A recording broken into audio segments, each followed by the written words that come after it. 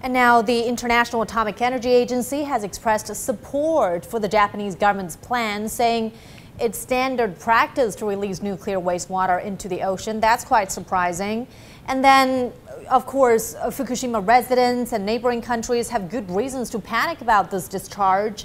What are their main concerns? So yes, there are environmentalist groups saying that the government should not rush. There hasn't been enough research into the impact on human health and animal health, and that they should be building further storage tanks whilst this is investigated.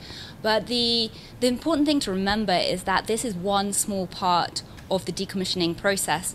So the next challenge that lies ahead is the very highly toxic radioactive waste under the reactors, and they've been sending underwater robots to try and investigate how to remove this, and that decommissioning process has actually been postponed because of the pandemic. One of the project partners has not been able to collaborate due to that.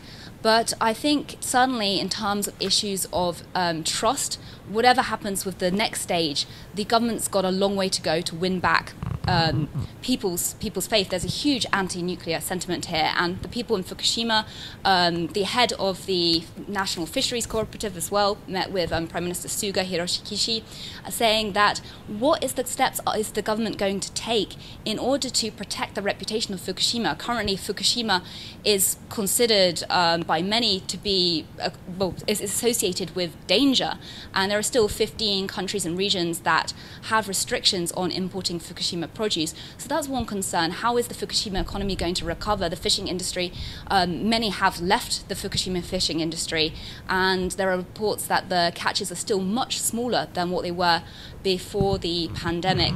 And then on the issue more broadly of nuclear energy, there were 54 nuclear power plants before the disaster, and these were shut down, but they were supplying 30% of Japan's energy. And there has been some restarts, although protests against the restarting of the nuclear power stations. So there is generally a lack of trust in the government's plan by many people, and that's why I think we're seeing the government approach the IAEA for some support on this matter.